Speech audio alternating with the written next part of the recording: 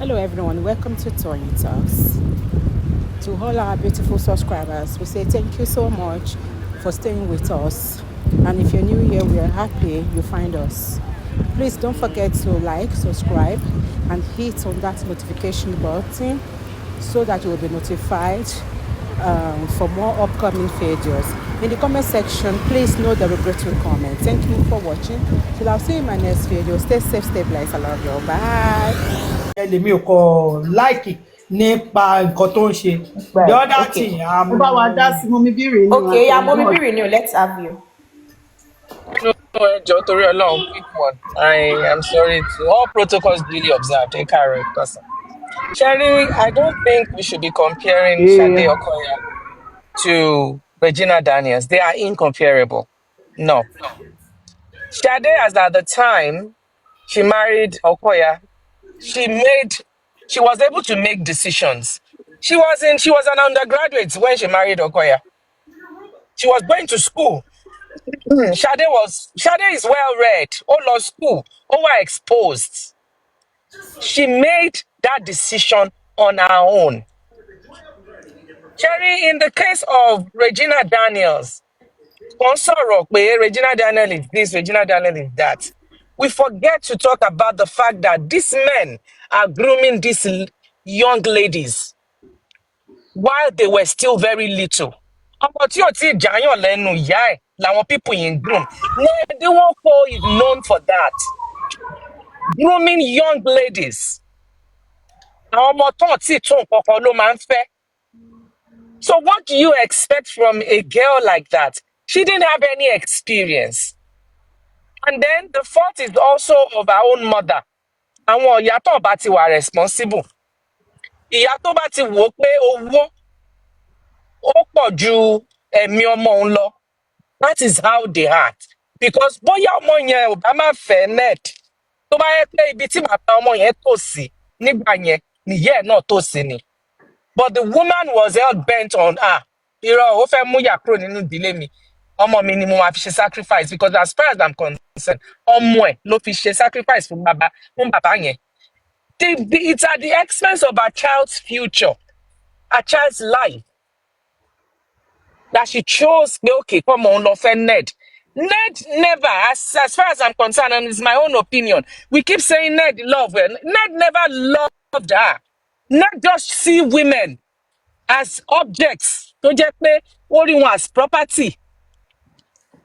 So ó groom àwọn ọmọ yẹn ní tẹ́ bá wo àwọn tó ń fẹ́. Ọmọ yẹn wà groomed ni, so they are bound to be frustrated at some point. They are bound to want to leave at some point.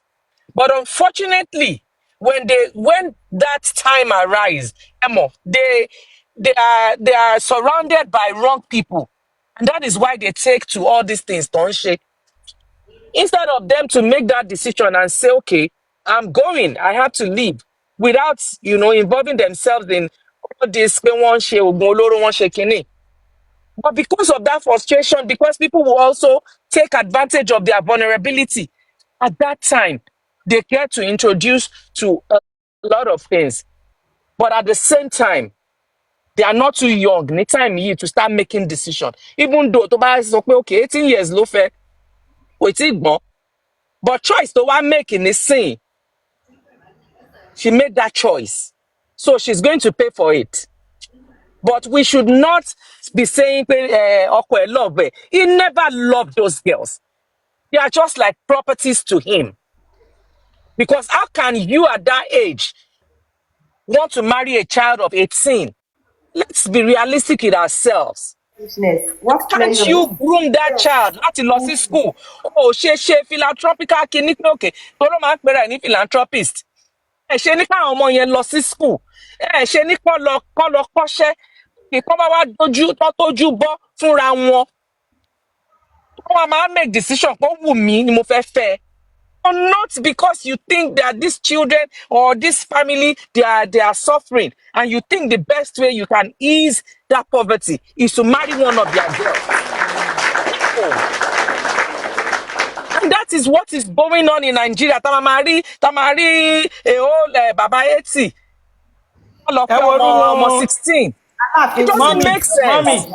mọ́mì ẹ worú gẹ̀ẹ́tì ó wà ní Big Brother Susanna tó ní wọ́n fóun ní bàbá arúgbó kan pé kóun lọ fẹ́ ní age of 15 years Oh, ó you lóun see? ṣàṣà gidi tóun fi kúrò bọ̀tì òun bímọ méjì níbẹ̀ You bọ̀tì see? òun So, rán rẹ̀ Sherry, gbogbo irú ọmọ lọ sí bẹ́ẹ̀ yẹn yunifásitì. sìn. Irú ọmọ bẹ́ẹ̀ yẹn, people will still blame her pé ó fi màmá yẹn sílẹ̀, but we will not blame her pé ó fi màmá yẹn sílẹ̀, but we will not look her pé ó fi màmá yẹn sílẹ̀, but we will not look at pé ìyàwó ló ń jẹ àwọn nǹkan wo ló ń go through. You don't know what Regina has been going through in the hands of Ned. Now that she's not doing all this nonsense, even though I don't support it, it's her choice, but she made the wrong choice. But frustration, ọkọ tó jẹ kó ṣì wà kán jọ ṣeré kán jọ ṣe gbogbo ẹ̀ lọ sí patí, ó ti sáré lọ wà nílé ọkọ, ó ti bímọ. She's ọmọ been méjì deprived of those things. And you after that never knew. bàbá yẹn tún fẹ́ yàwó mi after lé lórí Exactly. èdè. And you don't even know. You don't know how much this man, how bad or how good this man is treating her. Sherry gbogbo nǹkan tá a máa ń rí lórí social media. That's why I keep telling people. Social media is social media. It's not your reality. If you see a lot of people's reality, you will be amazed. You will be shocked. Because What they they are come to going social through. media to package, to do pictures, to do everything, to filter and everything. We think everything is okay. We think everything is okay. It doesn't mean everything is okay with them. So for me, I might say, can compare Shadi Okoya with Regina. No. They are incomparable. And Shadi Eh? Okoya's husband, the Okoya, as a baba himself, is not like Ned. Ned is, it's ridiculous. So if we're saying that, for me, as far as I'm concerned, Regina is just like a possession to him. Kò ṣe pé bóyá ó love or anything. Of course, ó gbúdọ̀ máa hold Regina in ti wọ possession 30 now. years nísìnyí àbí 25. Yes, but look at the number of years tó ti miss. While all her mates are busy doing something good with their lives, she was busy in a man's house, a man that is old enough to be a grandmother, a Procreating. grandfather, nursing children. Ó ti sáré gbọmọ méjì lọ́wọ́ ẹ̀. At the end of the ọmọ day, méjì ni o Charlie, two if you really, boys. if you go deep into it, tó bá máa di pé ó fẹ́ fi máa yẹn sílẹ̀, you will see. She has already said it. She doesn't even have anything to her name. Yes. So you're telling me that this man loves her. She doesn't have anything to her name. Mommy, Sherry, I blame her mom. Our own mom. Ìyá aládàáradá nìyẹn, àwọn ìyá òṣì. Torí alátẹnujẹ ni ìyá yẹn. Sherry ńgbà tó wá fẹ́ ẹ máa yẹn, nǹkan tí ìyá yẹn kó yẹ kó ṣe fún. Okay, o ti fẹ́ máa yọ. Mo wá fẹ́ pé kó padà sí school. Bí a máa bẹ̀ o. Ìyá yẹn kò ṣe anything. Owó ni kan ti Share múra.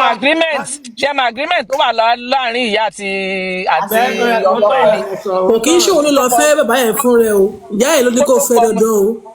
Òun náà ni mò ń sọ. So ṣé kò fọ ọmọ ẹ̀ fún bàbá yẹn share my agreement tó wà láàrin Ó wọn ti ni. rò pé máa yẹn Ọmọ yẹn kọ́ mi máa not even have been saying anything. Mọ́mí. On God, mọ́mí ṣe ti round up.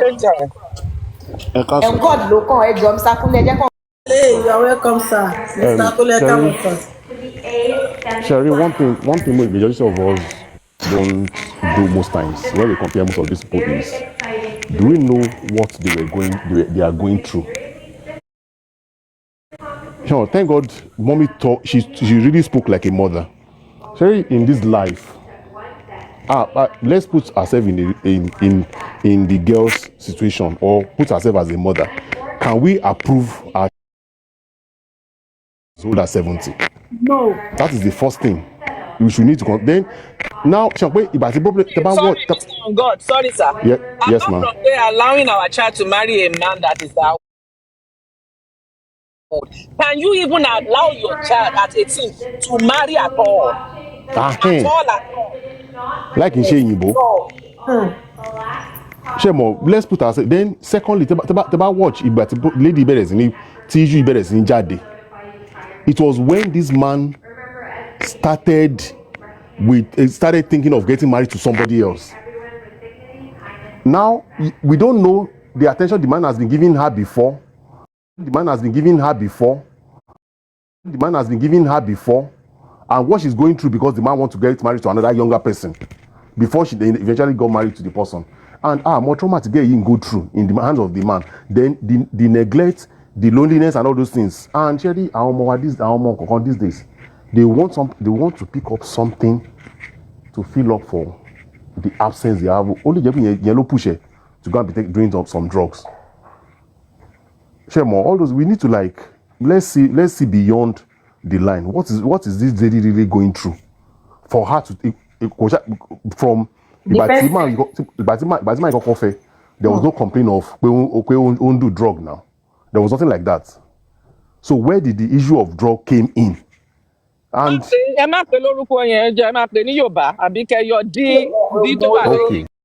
don't go through before kicking into Shelley. And those are some of the things that I consider before judging individuals. Even I was a young girl from Arawa. Sometimes taba pass through some things. I'm on conti, let me just leave the house, play with my friends, keep my friends company, so that at least me nili marunu. And those are some of the things we really need to be doing that. So I'm on conti, don't go through. And the type of people to not on to something but has to do with èèyàn kan mention pé Ọmọ́tọ́lá Jọládé married at 18. But she Ọmọ́tọ́lá Jọládé Ṣé bàbá arúgbó ló fẹ́ ni? Sorry ma. No, ẹ ká wo ti story Ọmọ́jọládé tá à ń sọ yìí. When at a particular time in their life, there was some storms don't go through because ọkọ ẹ̀ jẹ́ pilots. And ìgbà tí storm yẹn high ló jẹ́ kọ́kọ́ ẹ̀ decide pé kó padà sí school kó lọ máa kàwé. Ìgbà tó wọ́n yìí go through storm yìí kí ni máa yìí ṣe láti manage storm yẹn fún? Nothing. Ó kàn bọ́ sí bẹ̀rẹ̀ sí oríṣiríṣi. And that's one of the reasons pé as a parent, as a person, man, àwọn ọmọ yẹn láti gẹ́gẹ́ bí man sọ fún wọn, Ọlọ́run jẹ́ kẹ́ ṣì lè yá, even as young as they are, because a lot of things is really happening. Okay, ṣebẹ́ nìkan náà ló máa relate mọ́ àwọn tí à ń bá fa ọ̀rọ̀ Mohbad àbí òṣè Mohbad yìí.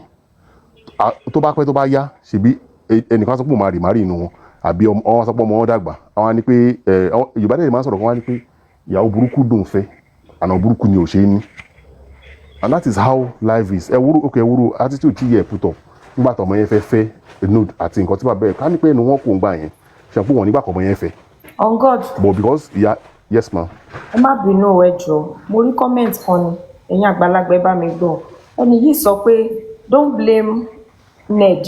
Marrying a young lady with enough money to sponsor her is a blessing.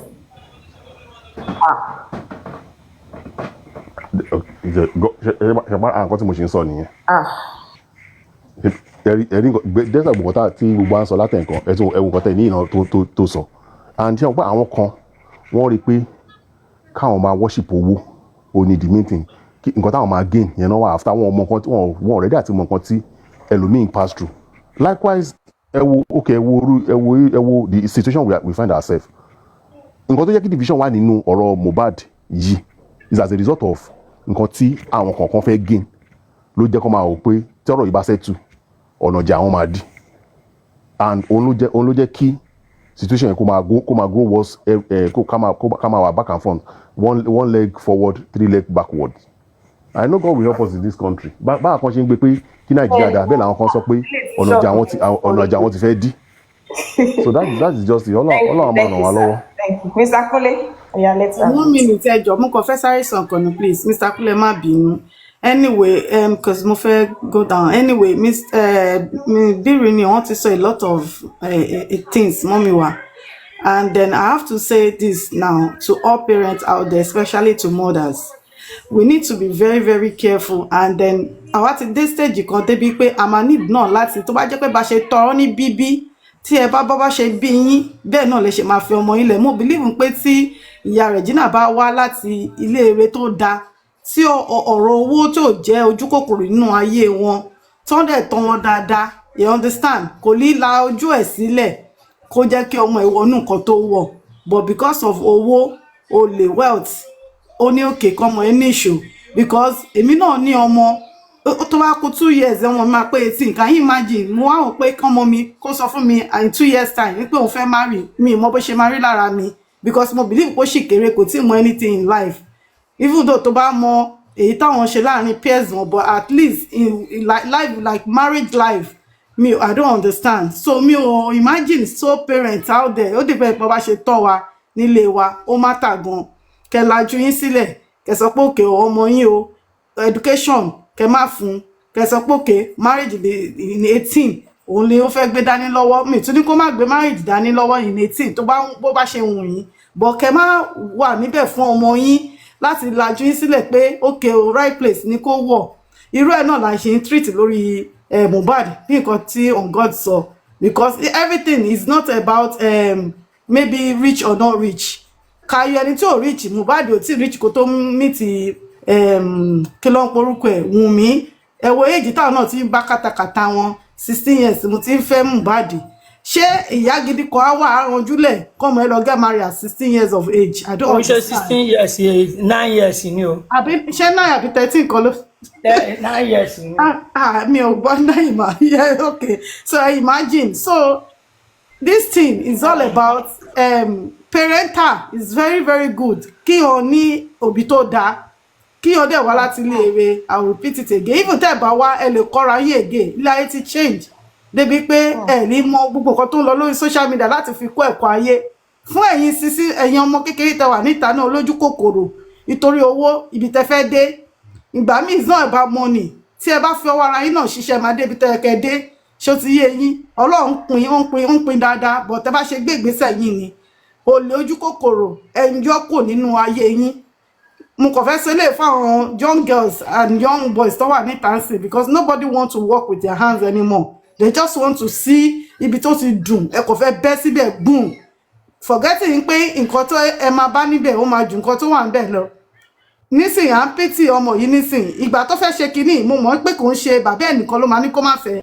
Ó máa ní àwọn èèyàn míì tó máa ti pè, tó máa ti sọ fún lẹ́yìn pé don't go into this, but because of nǹkan tó fẹ́ jẹ́, because ìgbà tóun náà wà ní lifetime tẹ̀ náà, ó ń àtẹ̀rẹ́ òkìkí ẹ̀ náà ó ń ràn a little bit on her own, but tó bá fi ọwọ́ ààrẹ iṣẹ́ ọwọ́ ààrẹ kún, bẹ́ẹ̀ kò bá lọ jù báyìí lọ kó má rí wàhálà ilé ayé. Ṣùgbọ́n ojú kòkòrò pé yes o, èmi náà mo ti di star, tí bá mú star bàbá ẹ̀ mú ara tèmi náà mo máa ṣe anything, òun làwọn pity ẹ̀ nísìn.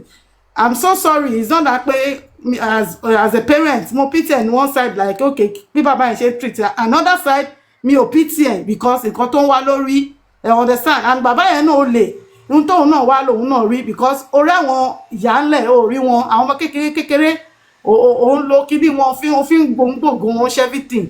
It's not good. It's not right. So for everybody out there, Baba look young. learn from it. That's what I would say. Thank you very much, everyone. Mr. Kunle Ejo, mo tún rí comment kan tó sọ pé a solid woman's investment is a profession or a business. Thank you. This word. Mr. Kunle, oya, ẹ ganu sí mic.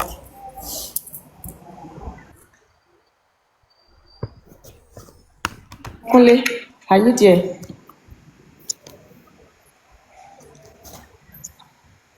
Mr. Kunle, ọmọ tí Mr. Kunle wá sí mi.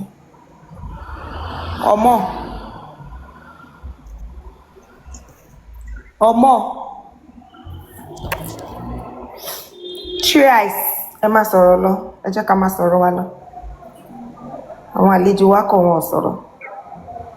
Ọmọ ó dàbí network ni. Ó possible kó jẹ́ pé bàbá yẹn gan. Ẹ kì í chip in nǹkan bẹ́ẹ̀. Upbringing gẹ́gẹ́ bí nǹkan tí mo ṣe wojú fóònù mi tó sọ̀rọ̀ lẹ́yìn kan yẹn. Upbringing ó ṣe kókó. Mọ́mí Abíyọ̀ yà okay. Ó ṣe kókó nínú ayé ẹ̀dá. Pé òbí bá ti ń expect ọmọ ẹ̀ kó máa mú owó wálé fóun at the age of 15 years. at the age of 20 years gan bá ti ń expecting pé kọ́mọ ọmọ àmọ́ wálé fóun ìpalára ọmọ òun ni and ẹ̀kan ọjọ́ alẹ́ dẹ̀ ni fún òbí yẹn. For example, there was a woman ní area mi ní Lagos Island ọmọ ẹ̀ ti mú owó wálé fún at the age of 15 years bọ́sẹ̀ ó ti mú owó wálé fún ìyá ẹ̀ at the age of 15 years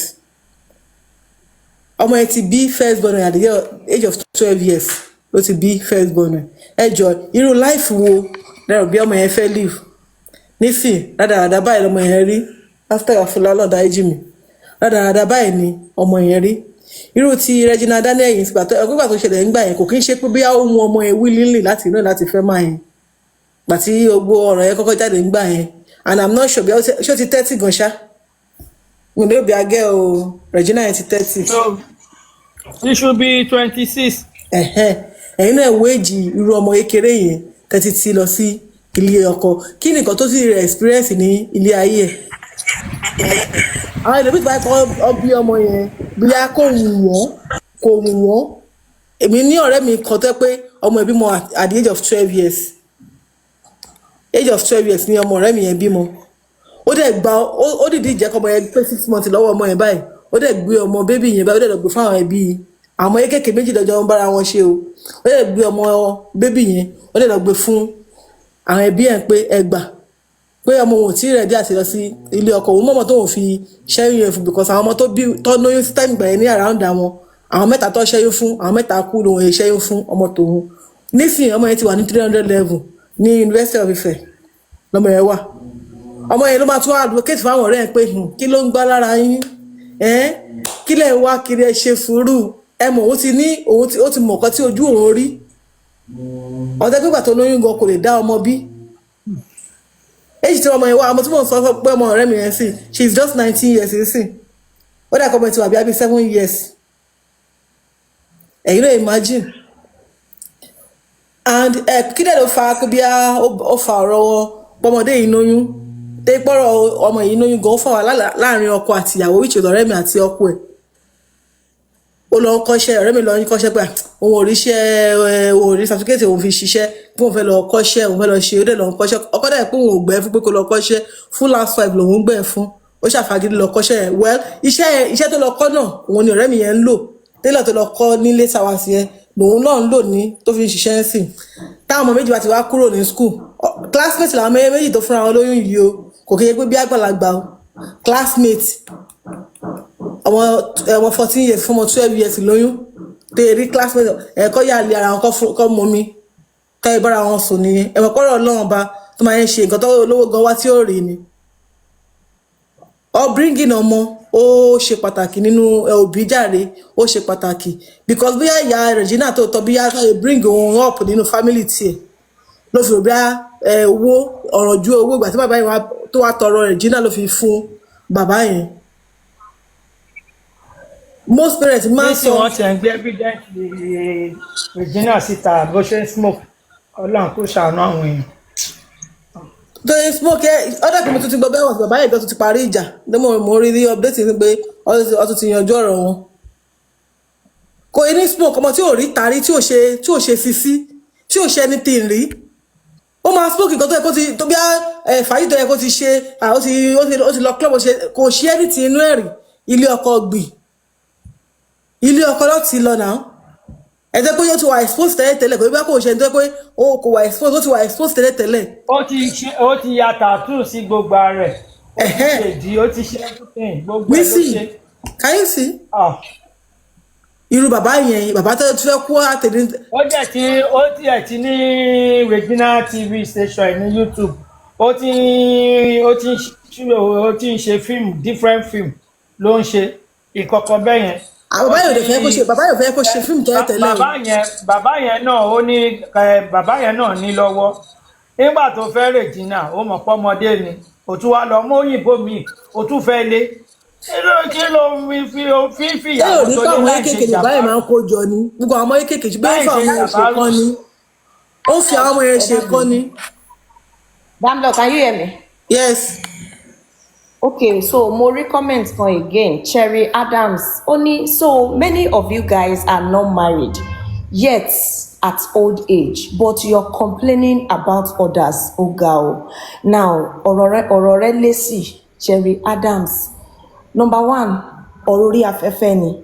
Ò ní sọ fún wa pé báyìí ló ṣe yẹ ká ṣe dá sí.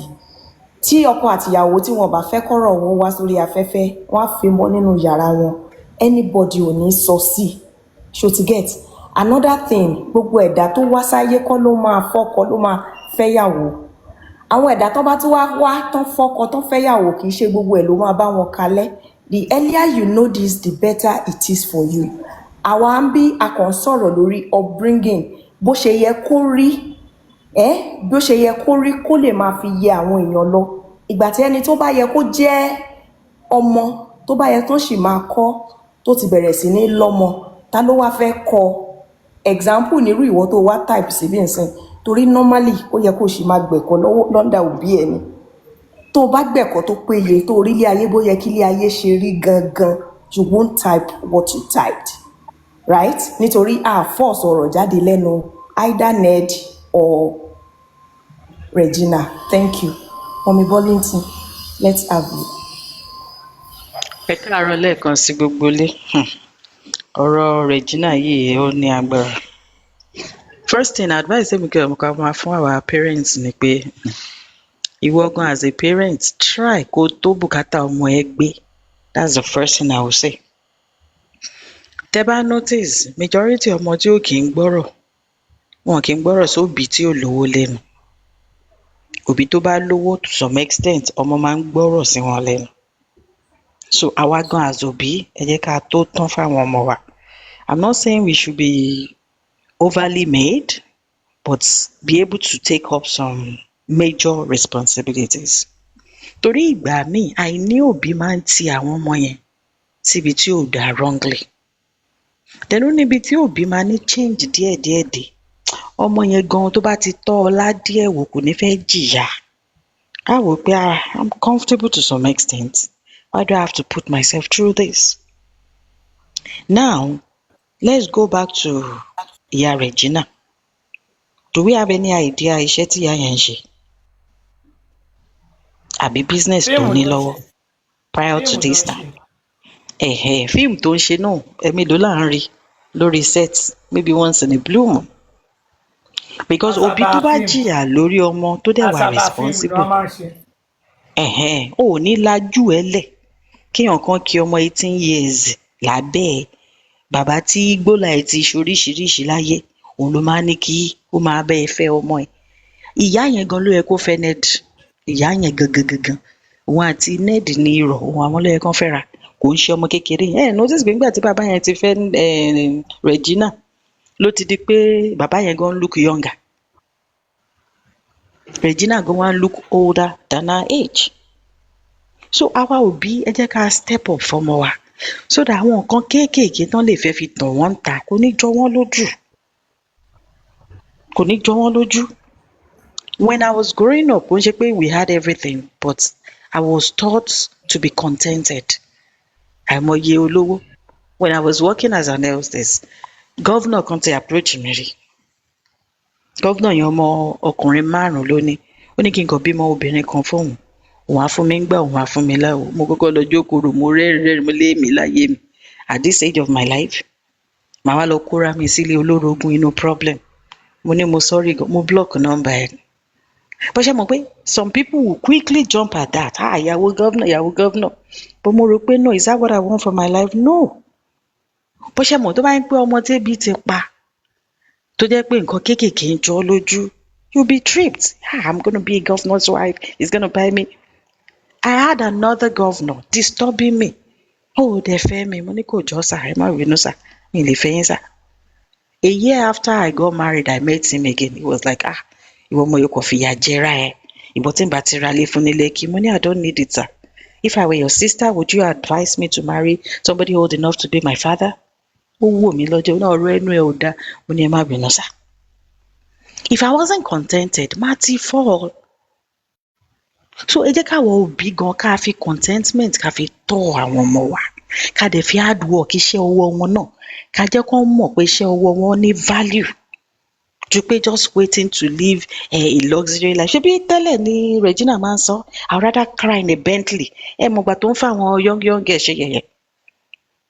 Irú yẹn ń sìn, ẹ mọ iye girls tó máa wò tó máa ní, I want to live like her, I want to be like her. So Ọlọ́run dáríjì mi, I do not feel for her. I'm sorry to say. Neither do I feel for her mother. Àná ọ̀rọ̀ wọn ò jọ mí lójú because next week ń sìn wọ́n lè ní pé irọ́ ọlọ́pàá máwọn àwọn tó ti settle. Because she might not leave because of the fame and the wealth. She might not leave. So àwa ní ká jọ ká gbájúmọ́ àwọn ọmọ tiwa kán yáre. If you are in Nigeria, if you can watch Netflix, go and watch Straw. If you have a girl daughter, let her sit beside you and watch it and ask them questions. What have you learned from it? What did you see? I sat my daughter down when I was watching that film. Not just my daughter, all my children. I've seen that. And I asked my daughter, in all this picture that you've seen, this movie, did you see the father of the child? Only no.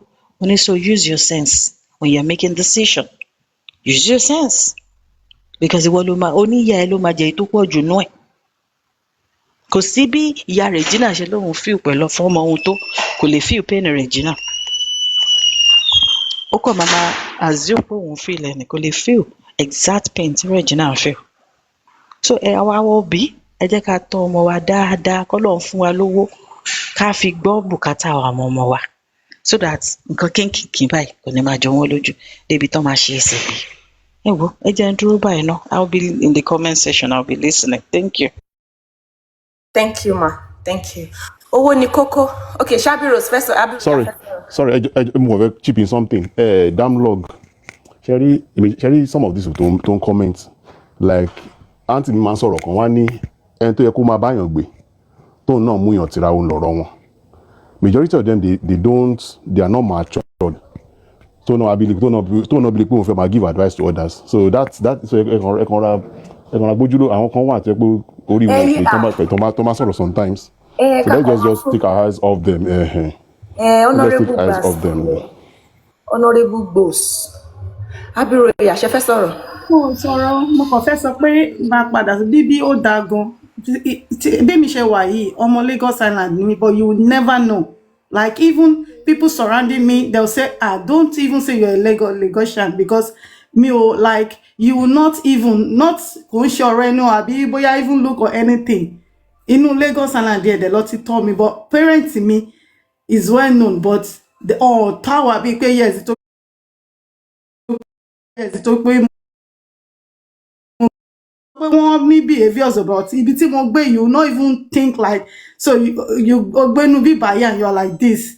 So bíbí ni bí mi that at age of 19 kì í sọ pé mo ní boyfriend. I'm not gonna lie to you. When I was 19, mo sì mi ò fi àyè, like even a female friend like ọ̀rẹ́ obìnrin, they can't even come and say wọ́n fẹ́ wá kí mi tó bẹ́ẹ̀ school ló ti mọ.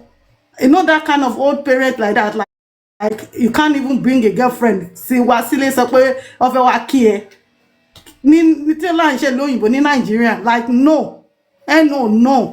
So all my siblings and everything like that, we are not allowed to bring friends. We can't go to friends' house, you know, all that stuff. And then the low mommy la you will not even say. So people will see me with my children, why on respect or everything, because why? Because what she fit to me no mo fit to me bed.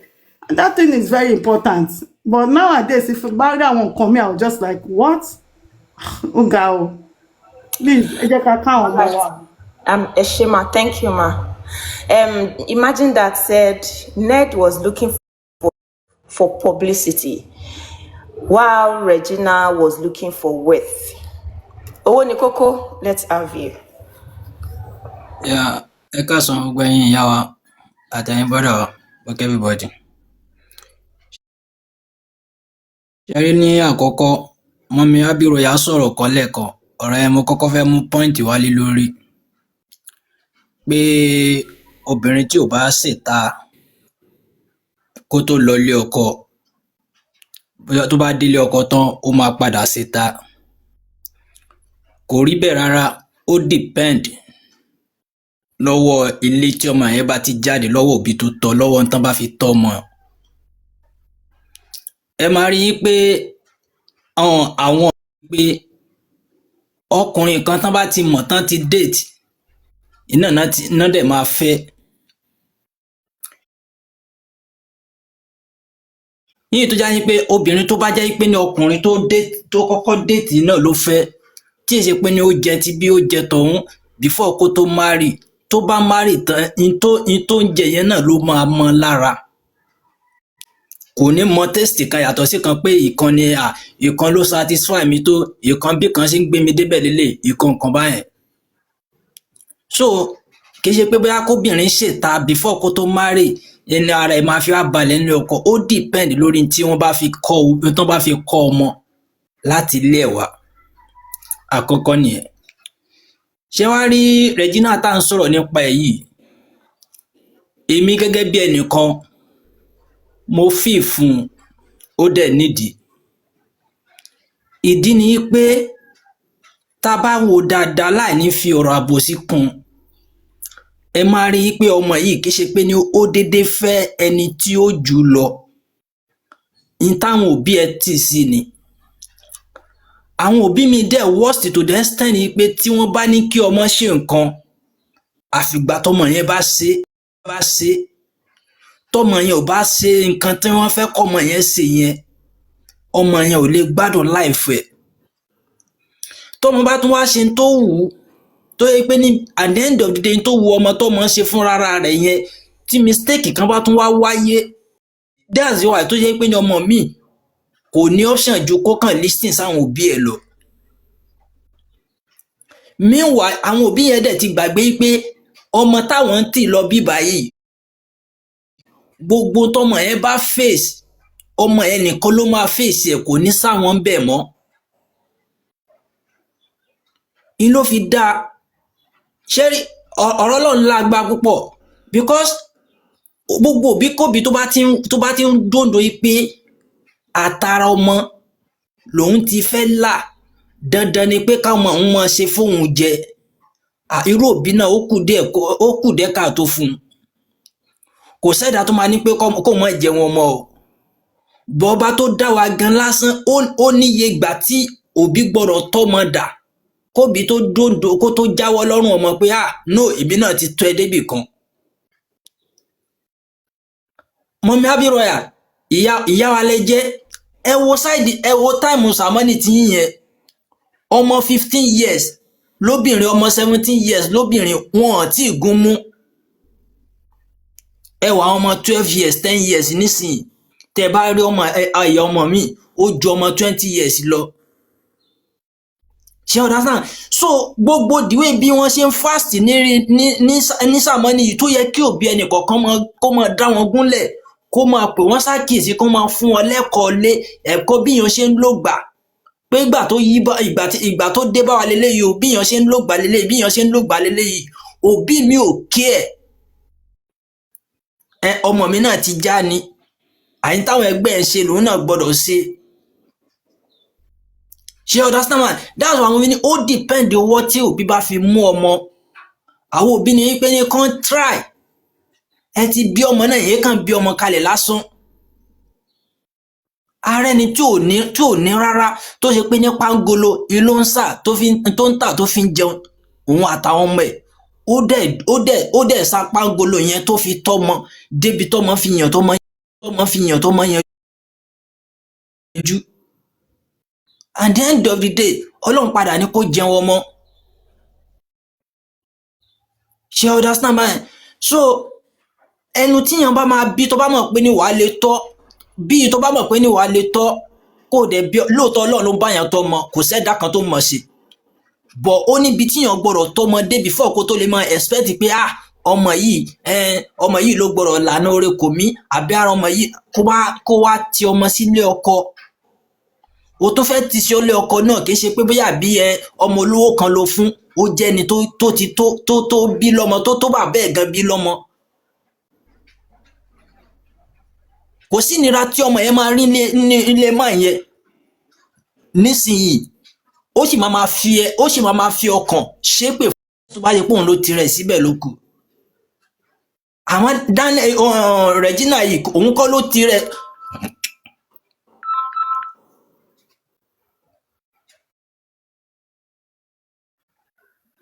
sorry mà kọ́ wọlé sorry kọ́ wọlé ni òun kọ́ ló tirẹ̀ síbẹ̀ àwọn òbí ẹ̀ ni that's why tí mo fi feel pain ẹ̀ tí mo fi feel fún so thank you everyone. Ní kókó. AOA.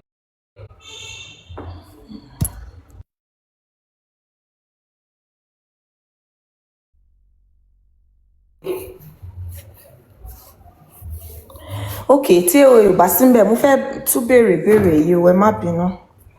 Ṣé in a working country where parents plan for their children, tó ń ṣe pé wọ́n fẹ́ fi oore ọ̀fẹ́ Jésù mọ́mọ́ wá sínú ayé, tí kò ṣe pé wọ́n á wò pé ọmọ máa ń di owó wá sáyé ni, tí kò ṣe pé wọ́n á wò pé tí ọmọ bá ti tó èjì kan ọmọ wọn máa okay mommy send request ma, ọmọ wọn ló máa fún wọn ní oúnjẹ tí wọ́n máa jẹ, tí kò ń ṣe mentality wípé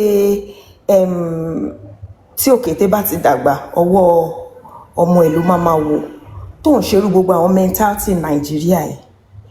Ṣerú àwọn nǹkan báyìí ṣó ń ṣẹlẹ̀? Ẹ̀yin tẹ́ wà ní oníkẹ́ gbé àwọn sókè.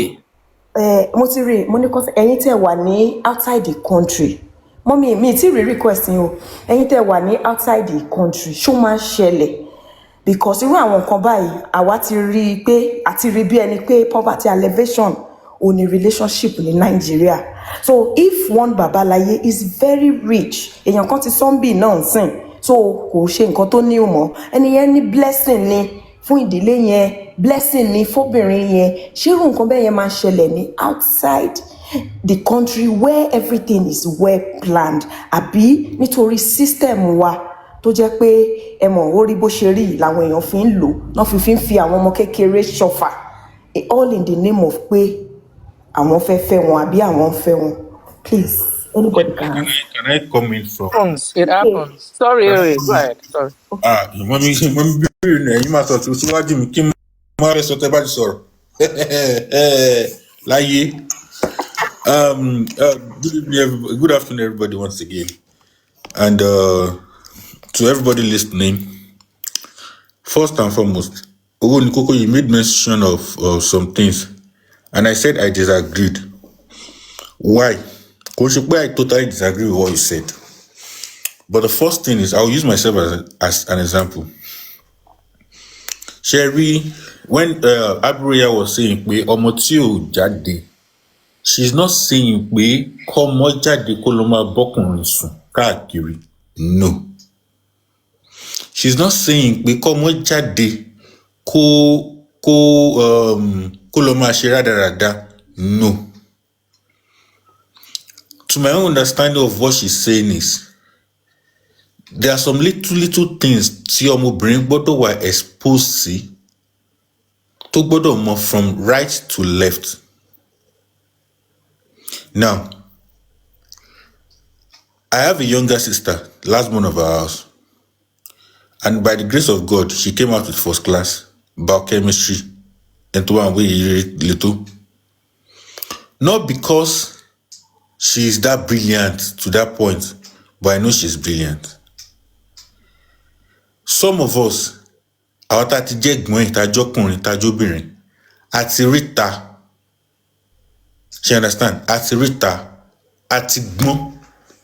So that really helped us. Tí àwọn parents ọgọ́ bá fẹ́ sọ pé ẹ má jáde má ṣe màrí níta ni kó má lọ bò, ẹ jẹ́ kó lọ. Let her go, let her see, let her expose, let her get connections. See, encamp ọmọ mọ́lé kò dífá pé ọmọ kò ní ṣe dáadáa. Camp kò dífá pé ọmọ yẹn kò ní ṣe dáadáa náà. Now look at the numbers of children tó yẹ pé àwọn gan-an gbóyún jù. Ẹ wò wọ́n, àwọn ọlọmọ tẹ́ ń camp mọ́lé tẹ́ ẹ̀jẹ̀ kan jáde. But àwọn ọmọ tó tiẹ̀ jẹ́ pé wọ́n jáde wọ́n ṣe, I'm not saying pé kọ́ ọmọ jáde kó lọ máa ṣe dáadáa. No. See, there are some basic things that a child, a girl should have or should know. However, I'm okay, economy and everything, that is why it boils down to the parents. Ìwọ tó mọ̀ pé agbára ẹ̀ ò ká ọmọ mẹ́ta, jọ̀ọ́ tó bá yẹ pé ọkọ lágbára ẹ̀ ká ṣe, tó bá jẹ́ méjì rọra bí. ìwé tẹ́ bá ti wá ń bí ọmọ mẹ́rin márùn mẹ́fà tágbára yín ò ní ká. How will see when it gets to a point tó ẹ kò bí ò ní lè sanwó school ọmọ tó bínú tó ti di pé ó lọ ń béèrè ó lọ ń tọrọ lórí TikTok ó lọ ń tọrọ. That girl or that child will see it as a norm. Now, let's not take it back to Regina Daniels' issue. Regina Daniels had a young boyfriend when she was growing up. Tán ríra wọn. She understand? Tán ríra wọn làgàtà kí lélẹ̀ náà. Tán ríra wọn, tán jọ ń fẹ́ra wọn. Now, my question now is, ṣé bàbá yẹn ló lọ bá Regina Daniels pé mo fẹ́ fẹ́ fi boyfriend ẹlẹ̀ mo fẹ́ fẹ́, or bàbá yẹn lọ bá àwọn parents Regina Daniels pé mo fẹ́ fẹ́ ọmọ yín?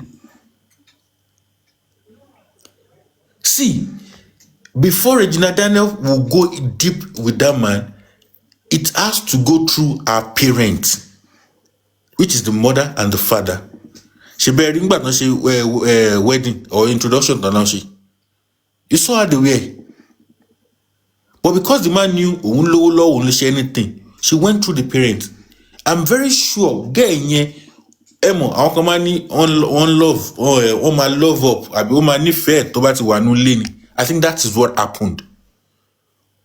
Because you can't tell me at that tender age of Regina, àwárí bàbá sẹ́wọ̀n kínní, àwárí òun ló fẹ́ fẹ́.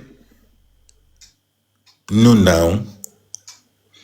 So owó ní kókó wípé ọmọ ṣe gbá kìnìkan ẹ jẹ́ ká balance ẹ jẹ́ ká ọmọ ṣẹ́rí that, and thank God for the world we are now. Ṣẹ́rí time wa kò ṣe gbogbo ìgbà ní parent náà gbọ́dọ̀ street mọ́ jù, kò ṣe gbogbo ìgbà ní kí parent náà kó máa kẹ́ máa fi orí ọmọ pa mọ́ sínú ilé. There are times for everything. There are gbogbo àwọn ọmọ tó ń lọ picnic tó ń jáde tó ń lọ amusement park wọn lórí méjì. Jẹ́ tó bá jẹ́ ibi 5,000 naira lágbára ẹ ká, jẹ́ kọ́mọ ẹ jáde, jẹ́ kó rí life. Mommy Bolinton was saying something the other time. Have you watched the movie Straw? When you go out, when you see stuff like this, when you watch real life movies, when you watch real life stuff, you'll be able to tell your child, Shotiria you. The other day, people were saying, Yahoo. Now, when this issue happened now, just day before yesterday, this same man went out with the eldest wife, that Muslim one. Meaning that way, me and ní tiẹ̀, oh, ba ma share anything drama tiẹ̀, I don't send. Ó ti move on pẹ̀lú ẹlòmíì tiẹ̀ ni. So that kind of person tó rí pé ní àwọn mẹ́ta ló wá lọ ṣe ìyàwó kékeré, nítorí pé ó ti fẹ́ ṣe ìyàwó senator. These people know what they are doing. And I'm not saying you shouldn't get married to someone that is older, but before you go into those kind of relationship, keep parents in. See, assuming Regina Daniels does not have a parent now, I would have said probably. But she no, time she Snapchat, time she my baby, my shaking. It's all boils down to poverty elevation that we have in Nigeria. That girl had a very promising career. Forget it, in the industry. She was growing as fast as possible. They were growing, people were using them. To a point that I think that relationship affected that guy. So most times when we say see, thank God for our counselors starting I'll be renewed. They will open your eyes to stuff like this. They will tell you real life stuffs. Let your child, let them see, let them teach them. Má fi pamọ́. Jẹ́ kó mọ̀ ẹ́ mọ̀ pé wo sórí tó bá gba oyún ní time tó wà yìí. This is what will happen. I have friends that tó ẹ́pà bro wọn gbóyún or tó ẹ́pà wọn tó gbóyún. Their life kò rí bákan náà mọ́. It only take the grace of God. So obìnrin tó bá ti gbóyún at the tender age. Àti rí ọkọ fẹ́ at okay, for example, imagine ọmọ tó lóyún at the age of 17, 18, 19. By the time to bá jẹ́ bí 24, 25, tó ti wò pé okay let me now look for husband kìnìkan. The moment you tell a single guy pé o ti bímọ rí, even tó bá fẹ́ gbà àwọn parent ẹ lè má gbà. Are you getting what I'm saying? Àwọn parent ẹ lè má gbà, and with the numbers of parents we have now, share everybody will just say single mom ni single mom, kò sọ́kùnrin tó fẹ́ gba liability sílé. Because for example, let me just say now, mo ti marry, mo wá fẹ́ tó ti bímọ kan. As at the age tó yẹ pé bí ẹ ṣe fẹ́ bímọ, ọmọ tó ń gbé náwó bóyá ó ti máa wọ bí 100 level, ó ti ń wọ bí secondary school lọ, ọmọ tèmi sì wà kindergarten. Màá ti wá bẹ̀rẹ̀ bùkátà, see that is the real truth. Màá ti wá bẹ̀rẹ̀ bùkátà ọmọ secondary school. Bẹ̀rẹ̀ tó bá wọ university màá ti máa sanwó ọmọ 100 level, 200 level, 300 level, ọmọ tèmi dẹ̀ sì wà primary school. That is the real fact. So if you have a child, a girl child, tell her the real things. Ẹ má fi kíní ìbò. Ṣé rí gbogbo pé if you touch me here, you get pregnant. These are things they taught us when we are small. But now, life has changed drastically. Life has changed drastically.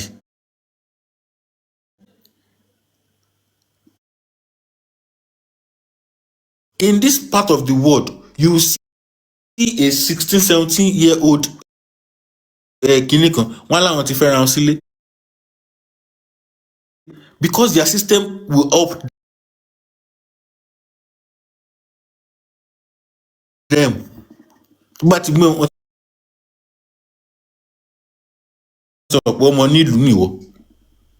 system that one run Nigeria, the moment tó bá ti bímọ báyìí, wò bùkátà ni o ti gbé bùkátà fún rẹ̀.